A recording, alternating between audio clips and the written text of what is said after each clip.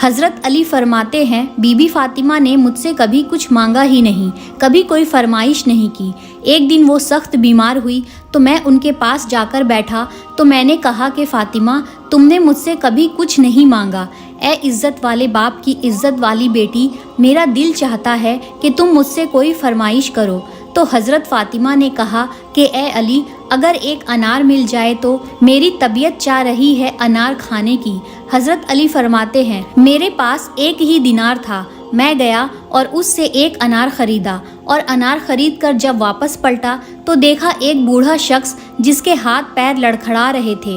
کہنے لگے یا علی، میں کئی دنوں کا بھوکا ہوں۔ حضرت علی فرماتے ہیں میرے پاس وہ ایک ہی دینار تھا جس کا وہ انار آ گیا۔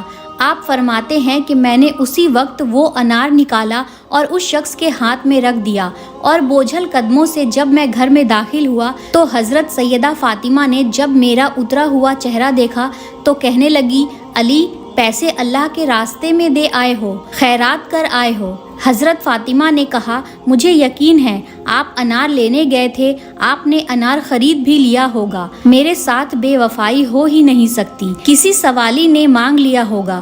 علی آ جائیں، مجھے انار کھانے سے اتنا سکون نہیں ملتا جتنا اللہ کے راستے میں دینے سے ملا ہے۔ حضرت علی فرماتے ہیں کہ ہم دونوں میاں بیوی صبر کر کے بیٹھ گئے، اتنے میں دروازے پر دستک ہوئی۔ جب میں دروازے پر اٹھ کر گیا تو دیکھا سامنے حضرت سلمان فارسی کھڑے ہیں۔ انہوں نے مجھے 9 انار دیے اور کہنے لگے نبی پاک صلی اللہ علیہ وسلم نے بھیجے ہیں۔ تو حضرت علی کہنے لگے یہ ہمارے نہیں ہیں، کسی اور کے ہیں، پڑوسی کے ہیں۔ تو حضرت سلمان فارسی نے کہا کہ نہیں، یہ آپ ہی کے ہے۔